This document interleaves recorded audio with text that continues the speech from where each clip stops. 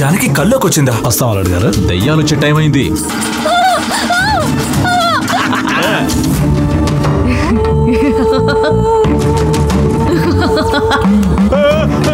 ఇంట్లో దయ్యం ఉందమ్మా. ఈ ఇంటినే మార్చబోతున్నాను. ఇదెందుకు ఇక్కడ? ఇప్పుడు నువ్వు తీయకపోతే నేనే తీస్తాను. అమ్మ చెప్పినట్టు నువ్వు నడుచుకుంటే నీకు అరుణ్కి వెంటనే పెళ్లి జరుగుతుంది. శాంతి ఏం చేస్తున్నావు? లేదు బావా. ఇప్పుడు నువ్వు తలుపు తెరుస్తావా లేక పగలగొట్టమంటావా?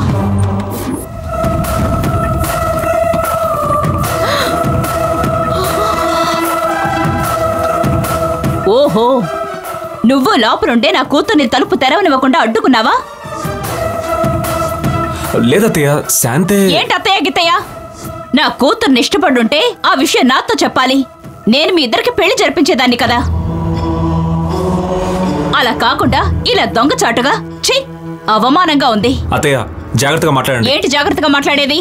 ఇది నేను మాత్రమే చూసానా? అందరూ చూశారు కదా. పరువు పోయింది నాకు. గంటల తరబడి లోపలున్నారు. తను తడిచింది, నువ్వు తడిచిపోయావు. లోపల ఏం జరిగిందో తెలుసుకోవడానికి ఇది సరిపోదా? అత్తయ్య చాలా ఓవర్గా మాట్లాడుతున్నారు. నేను చెప్పేది కొంచెం వినండి. నువ్వు ఏమీ చెప్పక్కర్లేదు, సరేనా? నోరు మూసుకో. అసలు అల్లుడు ఏం చెప్పాలనుకుంటున్నాడో విందా ఉంటూ. తనేం చెప్తాడు? నా కూతురు పరువు తీసి ఇంకా వీడు ఏమని చెప్తాడు? చూడు బాబు, ఇప్పుడు నేను చెప్తున్నాను, నువ్వు విను. ఇకపై నా కూతురుకి నువ్వే భర్తవే.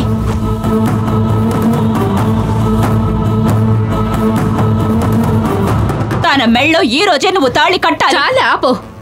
నా కూతురికి నిర్ణయించిన తర్వాత నీ కూతురి మెళ్ళో ఎలా తాళి కడతాననుకుంటున్నావు? దీనికి నేను అస్సలు ఒప్పుకోను. ఓహో, నా కూతురు పరువు పోయిన తర్వాత ఇక తన్ని ఎవరు చేసుకుంటారు? ఎవరో ఒకరికి ఇచ్చి చేసుకో, అది నీ సమస్య. కానీ అందుకు నా అల్లుడిని నేను వదులుకోలేను. ఓసే పాపిష్టిదానా, నువ్వు బాగుపడతావా? నా కూతురు పరువు పోగొట్టుకొని నిలబడుంది, అది నీకు తెలియడం లేదా? అదే నీ కూతురికి ఇలా జరిగితే ఇలాగే మాట్లాడతావా? నా కూతురేమి నీ కూతురులాగా ఎగబడలేదు. ఎగబడిందా? నా కూతురేమీ ఎగబడలేదు. వీడే తన మీద మోజుపడి ఇక్కడ దాకా తీసుకొచ్చాడు. చాలా అత్తయ్య ఆపండి. ఏం జరిగిందో మీ అమ్మాయిని అడగండి. అయ్యో, ఏమిటల్లు నువ్వు నా కూతురి నోటితో? సరే అల్లుడు, నీ ఇష్ట ప్రకారమే అందరి ముందు మా పరువు పోయింది, సరేనా? చెప్పవే, చెప్పు. కర్మ, ఏం జరిగిందో నోరు విప్పి చెప్పు. నా మీద మోజు పడి బలవంతంగా తప్పు చేశాడని ధైర్యంగా నువ్వు చెప్పు.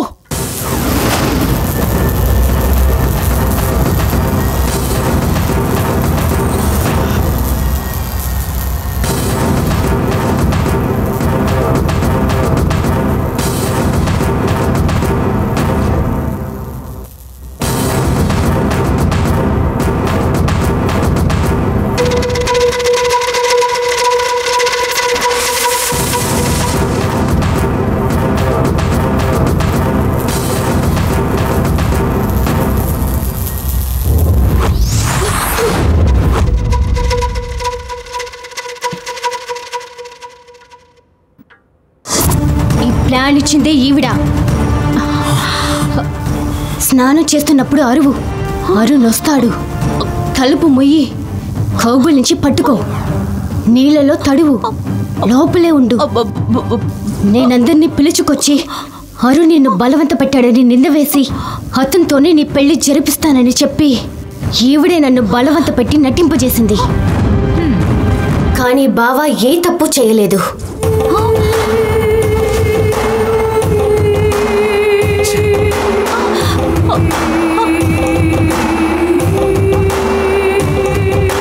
నీ కూతుర్నిచ్చి చేయటానికి ఎంత దారుణానికి దిగజారావు. ఇలా చూడు, నువ్వు ఎంత చేస్తావో అంతకంటే ఎక్కువ నేను చేయగలను. ఏ దారుణమైనా నేను చేయగలను. నన్ను అనవసరంగా రెచ్చగొట్టకుండా మర్యాదగా నడుచుకుంటే బాగుంటుంది. You better understand. ఇంత మంచి ఇంట్లో పుట్టి కన్న కూతురు మీద, సొంత అన్నయ్య కొడుకు మీద ఇలాంటి ఒక నింద వేసావే, సిగ్గనిపించట్లేదు? ఏంటంటే మీరు? చాలా, నువ్వు వెళ్ళు. అయ్యో దేవుడా,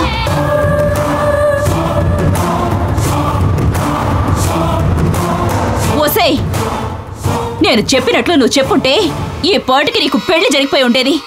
అలా చేయకుండా నేనే దీనికి కారణమని చెప్పి అందరి ముందు నా పరువు తీసావు కదే. ఏమిటి నేను అడుగుతూ ఉన్నాను, నువ్వు మౌనంగా ఉన్నావే?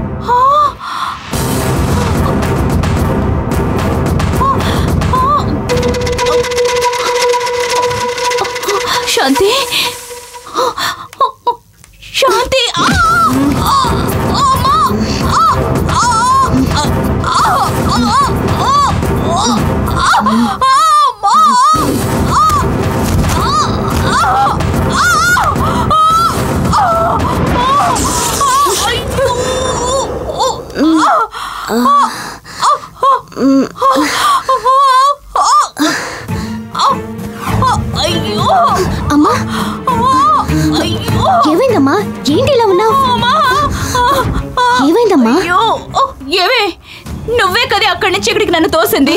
ఇప్పుడు వచ్చి ఏం తెలియనట్లు అడుగుతావేంటి? నీకేమైందే? చెయ్యి చూపించి నువ్వు చెప్పమన్నావు కదా, అంతవరకే నాకు జ్ఞాపకం ఉందమ్మా. ఆ తర్వాత ఏం జరిగిందో తెలియదమ్మా. తల మీద ఏదో బరువు పెట్టినట్టుందమ్మా. ఎక్కడ? ఏంటమ్మా? వామిట్ వచ్చేలా ఉందమ్మా. అయ్యో శాంతి,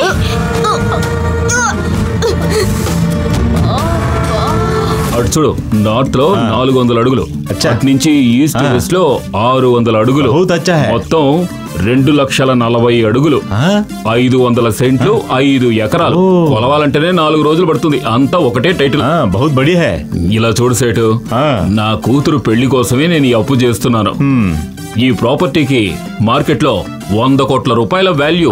నేను అడిగేది కేవలం 50 లక్షలే. 50 లక్షలు ఇస్తాను, కానీ ప్రాపర్టీ డాక్యుమెంట్స్ కావాలి. ఏయ్, ఏంటయ్యా లోకల్ సైట్లా అలా మాట్లాడుతున్నావు? ఎవడైనా 100 కోట్ల రూపాయల ప్రాపర్టీ డాక్యుమెంట్ ని 50 లక్షలకి ఇస్తాడా? ఇలా చూడు, ఏదైనా నమ్మకం మీదే ఇవ్వాలయ్యా. ఇలా చూడు సేటు, నాకు అప్పు ఇవ్వడానికి 100 మంది మార్కెట్ లో వెయిట్ చేస్తున్నారు. ఏదో నువ్వు తెలిసిన వాడు కదా అని నిన్ను అడిగాను అంతే. ఇస్తాను. నమ్మకం మీద ఇస్తే వడ్డీ ఎక్కువ అవుతుంది, పర్వాలేదా? వడ్డీదేముంది సేటు, పెద్ద వడ్డీ. ఈ పెళ్లి కాస్త అయ్యిందనుకో, ఆ తర్వాత నా రేంజే వేరు. వడ్డీ ఎంతైనా తీసుకో, ముందు డబ్బు ఇవ్వయ్యా. అచ్చా లేలో. అమ్మయ్యా, కొత్త 500 రూపాయల నోట్లు. డబ్బులకి దండం పెడితే సరిపోదు, డబ్బులు ఇచ్చేవాడి కూడా దండం పెట్టాలి. నువ్వు డబ్బులు తిరిగి ఇచ్చే విషయంలో కరాఖండిగా ఉండాలి. సేటు, వడ్డీ విషయంలో చాలా ఖచ్చితంగా ఉంటాను, త్వరగా ఇచ్చేయాలి. సేటు, డబ్బు తిరిగి ఇచ్చే విషయంలో నేనెంత కరాఖండిగా ఉంటానో నువ్వే చూడు. చూద్దాం. బయలుదేరు సేటు. వస్తాను. నమస్తే. నమస్తే. రమ్య, ఏంటమ్మా? నీ పెళ్లికి కావాల్సిన నగలన్నీ తీసుకొచ్చాం. లోపలికొచ్చి చూసి ఎలా ఉన్నాయో చెప్పు. రా. రామా.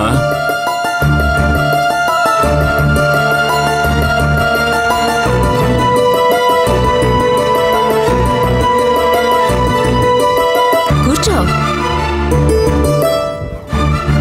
ఇవన్నీ నీ పెళ్లి కోసం స్పెషల్ గా డిజైన్ ఇచ్చి చేయించినవి. వావ్, ఇది ఎంత బ్యూటిఫుల్ గా ఉందో తెలుసా?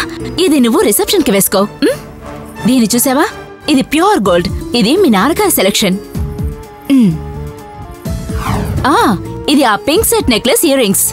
సూపర్ గా ఉంది. చూసావా? ఇది ఎంత అందంగా మ్యాచ్ అవుతుందో తెలుసా? ఏంటి పెళ్లి నగలని చూపిస్తున్నాను, నీ మొహంలో కాస్తైనా సంతోషం కనిపించడం లేదు? అమ్మా, ఈ పెళ్లి వద్దమ్మా. ప్లీజ్ అమ్మా, ఎలాగైనా ఆపేయమ్మా. ఎంత చెప్పినా నీ మనసు మారలేదు కదూ? అమ్మా, నా మనసు కూడా మారదు. రమ్య, నీ పెళ్లికి ముహూర్తం పెట్టేశారు. ఈ పెళ్లి నేను అనుకున్నట్టే జరగాలి.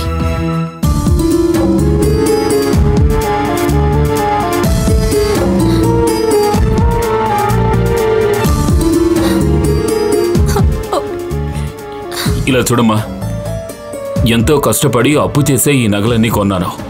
నువ్వు మా పరిస్థితి అర్థం చేసుకోవేంటి?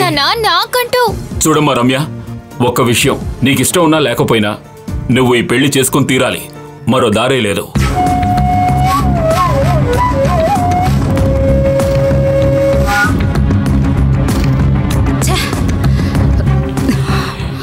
పెళ్లి విషయం మాట్లాడితేనే తను చెప్పిందే చెప్తోంది. నువ్వు తన మీద ఓ కన్నేసి ఉంచు. తన విషయంలో కొంచెం జాగ్రత్తగా ఉండాలి.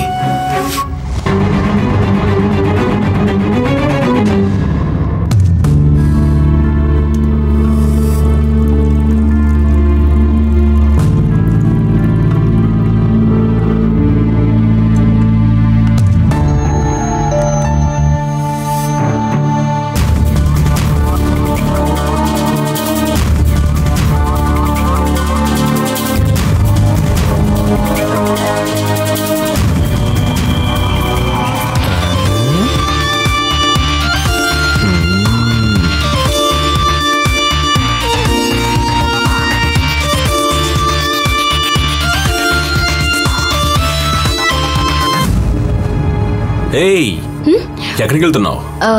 చిన్నమ్మకి పాలు తీసుకెళ్తున్నాను. చిన్నమ్మ ఎవరది? చిన్నయ్య గారు పెళ్లి చేసుకుంటే రమ్య చిన్నమ్మే కదా అవుతుంది. నువ్వే నిర్ణయం చేసావా?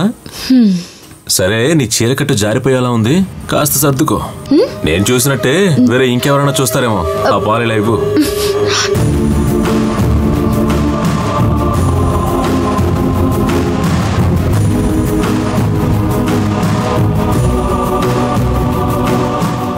నేను చూసినట్టే వేరే ఇంకెవరైనా చూస్తారేమో. ఆ పాలి లైవ్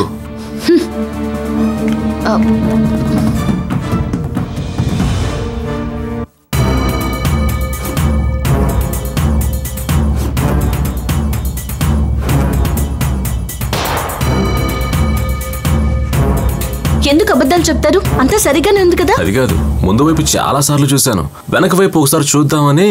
అందుకే ఊరికి నేను చెప్పడం కాదు, కానీ కత్తిలా ఉంటావు. ఇలా పిచ్చి పిచ్చిగా మాట్లాడితే బాగోదని ఆ రోజు చెప్పాను. మర్యాదను కాపాడుకోండి. ఇటివ్వండి.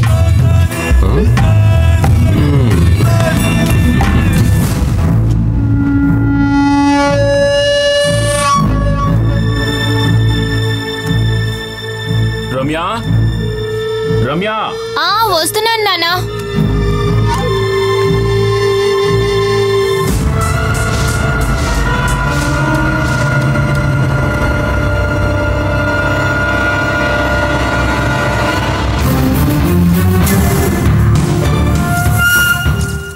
ఇందాకే కదా నాన్న పిలిచారు, ఈలోపు నిద్రపోతున్నారేంటి?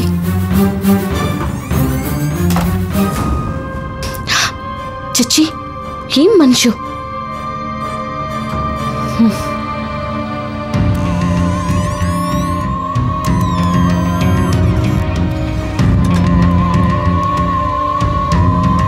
చిన్నమ్మా, చిన్నమ్మా,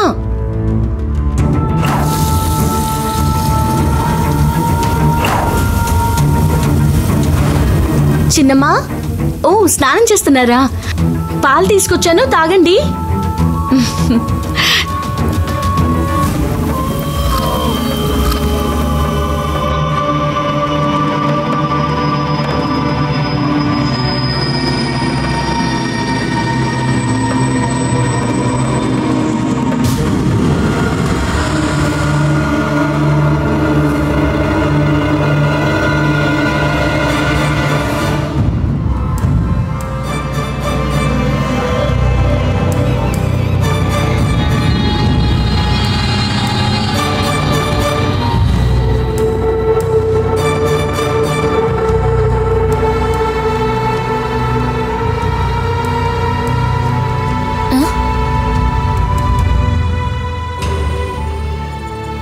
ఏ టైంలో ఏంటి బావ ఇక్కడ తిరుగుతున్నారు?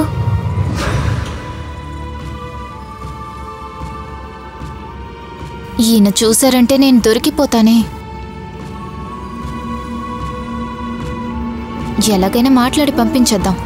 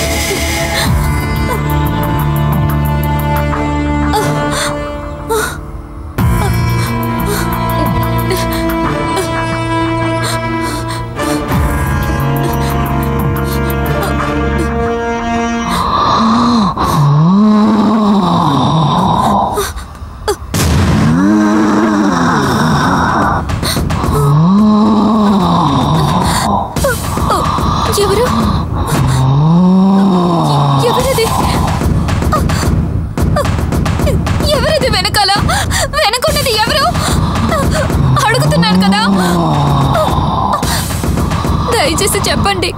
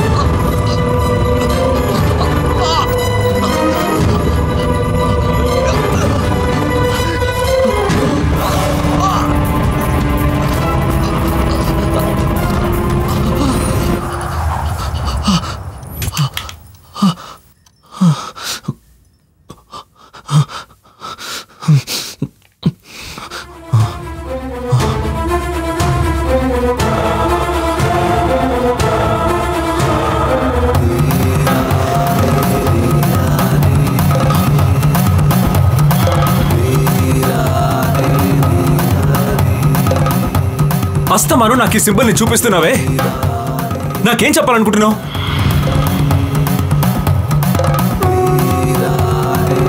నాకు ఈ సింబల్ కి ఏంటి సంబంధం?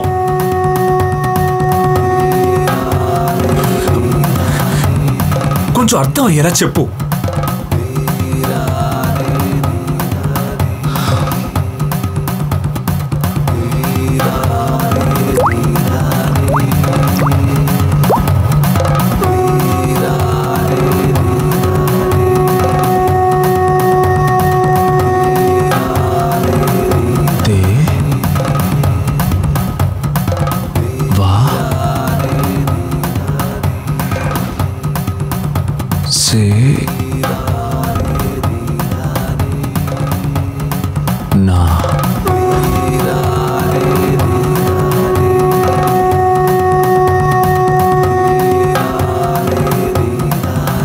దేవసేన.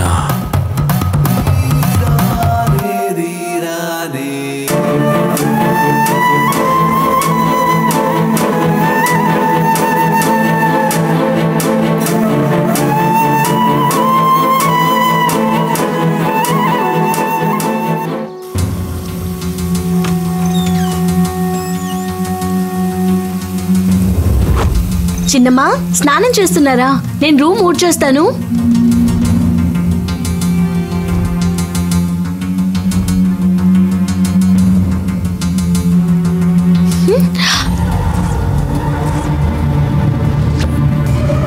ఏంటిది, రాత్రి తీసుకొచ్చిన పాలు అలాగే ఉన్నాయి? చిన్నమ్మా, రాత్రి పాలు తీసుకొచ్చాను, తాగలేదా మీరు? చిన్నమ్మా, చిన్నమ్మా, నేను పిలుస్తుంటే వినిపించట్లేదా? చిన్నమ్మా, మాట్లాడరేంటి? మాట్లాడటం లేదేంటి?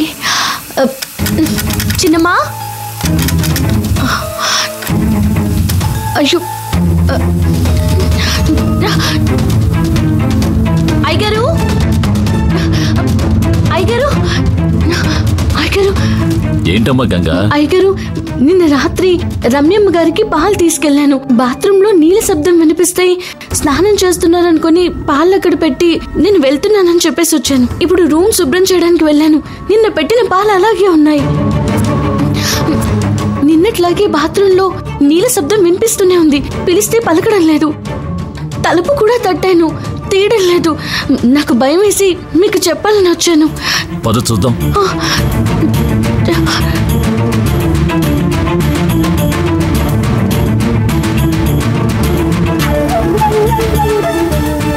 రమ్య, రమ్య, రమ్య, రమ్య, తలుపు తెరవమ్మా.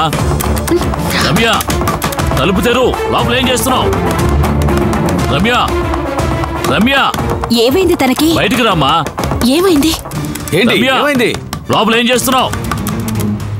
రమ్య, రమ్య, తలుపు తెరు అమ్మా. శాంతి, ఏమైంది? కాస్త ఉండమ్మా. అయ్యో, రమ్య, రమ్య, నీకే చెప్పేది, తలుపు తెరు. ఏమైందన్నయ్య? రమ్య, నిన్న రాత్రి రమ్యమ్మకి పాలు తీసుకొచ్చాను. బాత్రూంలో నీళ్ళ శబ్దం వినిపిస్తే పాలు అక్కడ పెట్టి వెళ్ళిపోయాను. మళ్ళీ పొద్దున్నే ఊడవడానికి వస్తే రాత్రి పెట్టిన పాలు అలాగే ఉన్నాయి. రాత్రి నీళ్ళ శబ్దం వినిపించినట్టు ఇప్పుడు అలాగే వినిపిస్తుంది. ఎంతసేపు తలుపు కొట్టినా చిన్నమ్మ తలుపు తీయడం లేదు. ఇప్పుడు అయ్యగారు తలుపు కొట్టినా కూడా తీయట్లేదు. నాకు భయంగా ఉంది. చూసారండి, తలుపు పగలగొట్టండి. రమ్య, రమ్య, రమ్య, రమ్య, రమ్య,